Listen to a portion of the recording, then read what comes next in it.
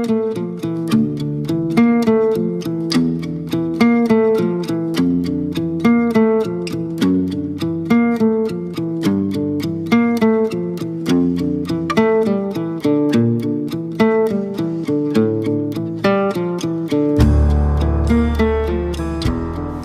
right, Bobby Starbuck. You've all had your almost famous moments. If you're into music and you attend concerts and go to record stores in the day, you were going to meet and run into musicians. It's bound to happen.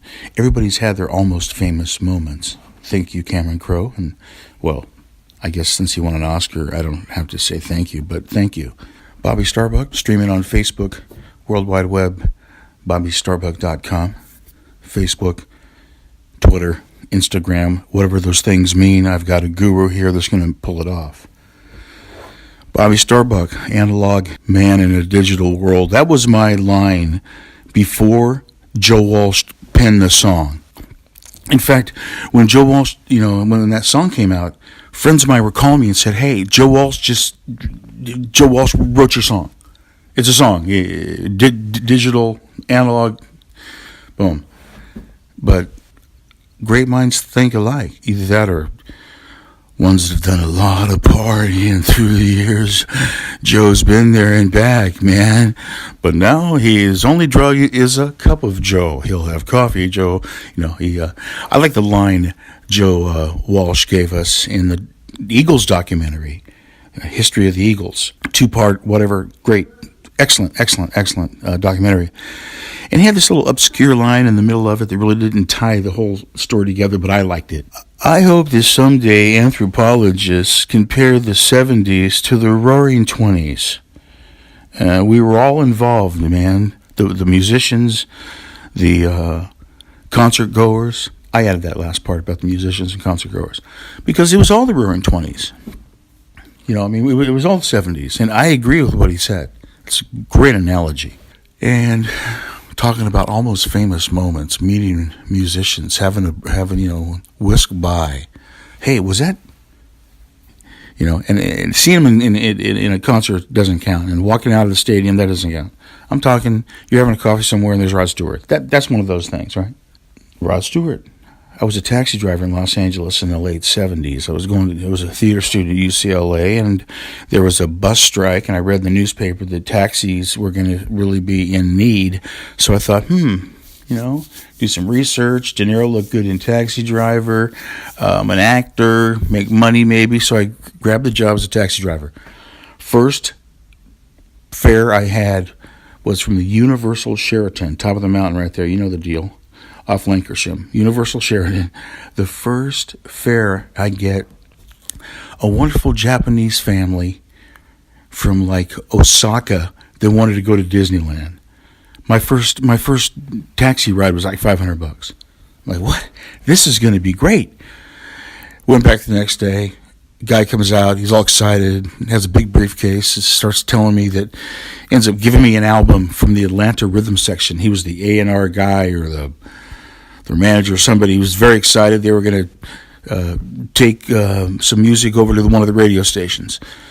He hands me an album, and I love, sure, Atlanta Rhythm Section, they're great, but why are you, he said, because you're the first person I've seen since I was just given these, and I want you to have an LP.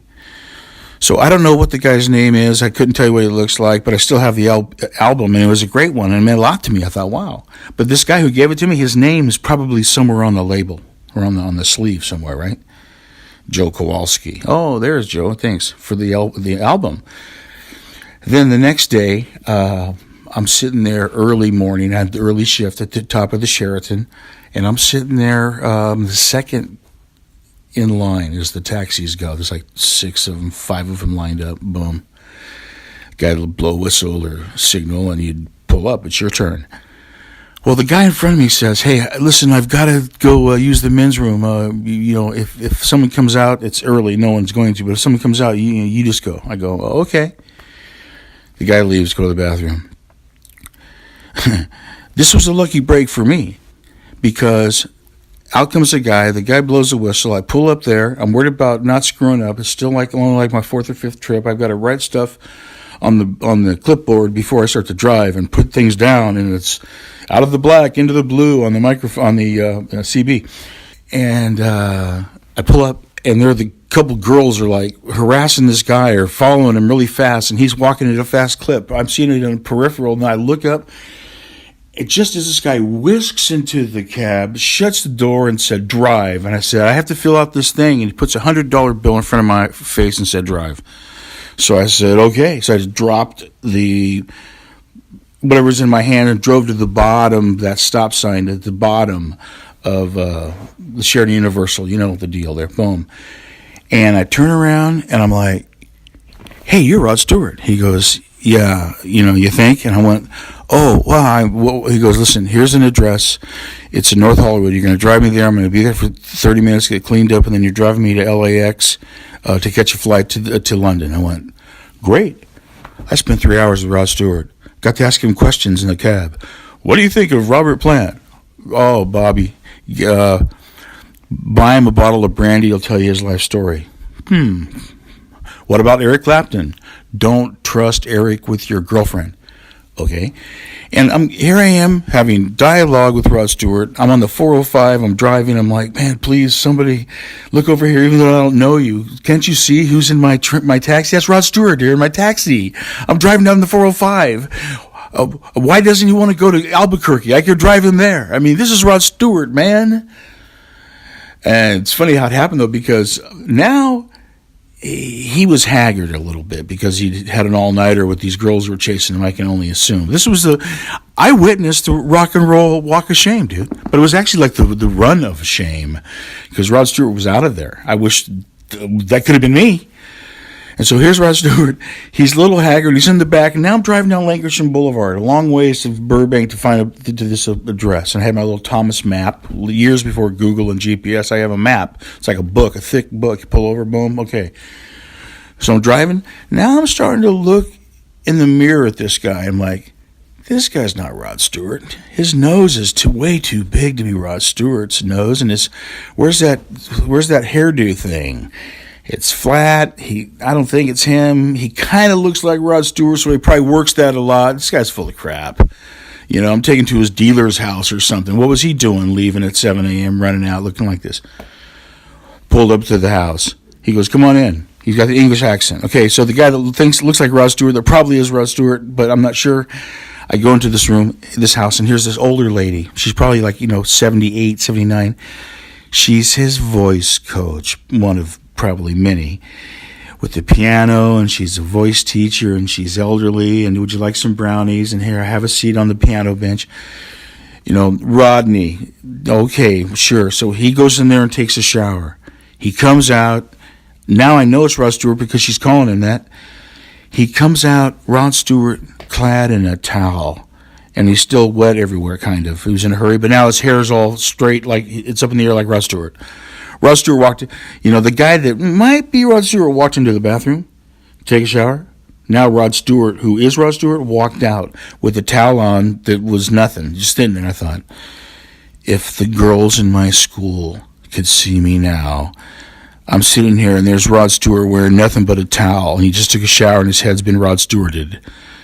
That's Rod Stewart. So I give him a ride to LAX. I ask him rock and roll questions. He even gives me the name of a guy at Universal because I was a starving actor guy. I wasn't starving because I worked at Rocky Burger, but I was an actor out of work, trying to make it happen. And so he gives me the name of a guy at Universal or Paramount, one of the studios.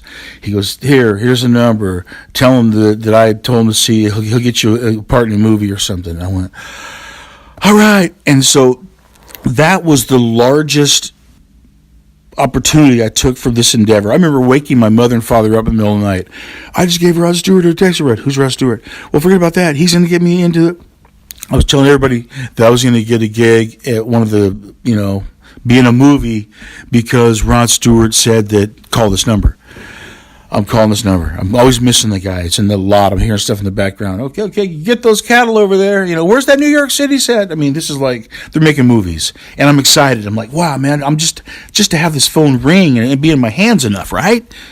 Finally, I get a hold of this guy. Can't remember his name. He goes, it's Rocco. Hey, Rocco, listen, this is Bobby. Rod Stewart said that you could get. Hey, man, he goes, was he drinking? Did he tell you that again? Listen, I'm lucky to have a job. I can't help you out. Listen, I got to run. Bye. Click. I'm like, oh, so no get job because Rod Stewart. Confucius said. So there's nothing there, and I failed. And then nobody believed me that I saw Rod Stewart. My friends thought I was you're lying. Yeah, right. You gave Rod Stewart sure. Nobody believed me. A few months later, when I failed was this the second time I failed in L.A.? It's happened a multitude of times, you know. It's a generational thing. And so a buddy of mine came down from Fresno to help me get all my stuff just to crawl out of town and lose. So my buddy shows up, and he goes, listen, I've been moving all your stuff, putting it in the car, helping you out. Well, hurt my hand, hurt my back, and took a days off work. Are you sure there's gas money? I'm not even in L.A. People are like, hey, you're going to L.A. I'm not in L.A. I'm just in Pinedale moving stuff for you, dude. I go, I'll tell you what. Let's go to Beverly Hills. We'll drive around Beverly Hills. We'll go up there. I'll show you the Beverly Hillbillies house and its beautiful mansions. And he goes, okay. So we drive. He's driving, I'm riding. I'm the passenger riding shotgun. We're like, like in the middle of Beverly Hills, just a couple streets off of Sunset going up. So, you're seeing some nice mansions and stuff. And all of a sudden we come across a fender bender. And somebody rearing some lady, and there were a couple of people, innocent bystanders, watching. The guy with the bike, the guy with the dog, a different area. We're watching. There's an action. We slow up. All of a sudden, this white Rolls Royce appears. Out pops Rod Stewart with the same hairdo from North Hollywood when he washed it. When I saw him come out with the towel, and we both went, "There's Rod Stewart. He's in a white Rolls Royce." And then my buddy says, okay, Mr. I know Rod Stewart. He's parked. Look, no one can go anywhere because this little fender bender. Walk over there and talk to him if you know him. Come on, I dare you.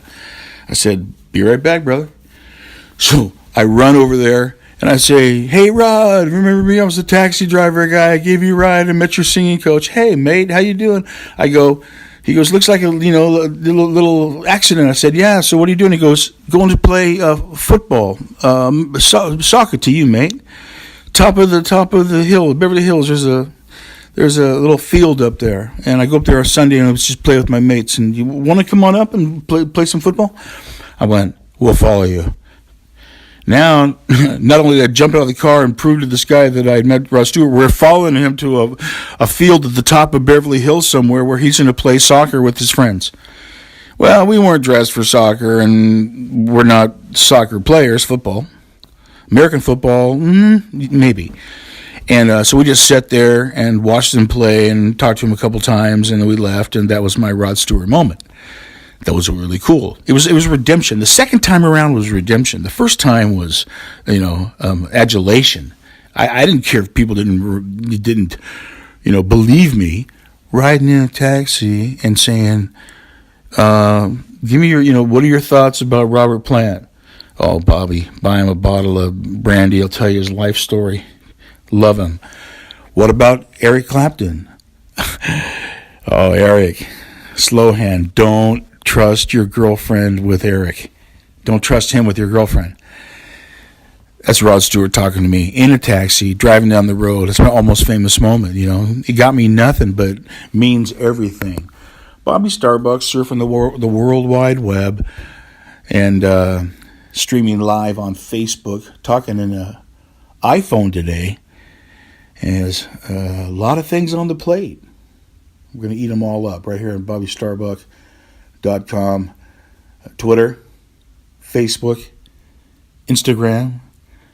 We're going to have those, but I don't know what they mean or do because Tony Flores, the guru, my producer-director, he handles these things. They just put a mic in my hand and I give you some rock and roll memories or insight. But I don't want to incite. Bobby Starbuck, World Wide Web, aloha means goodbye.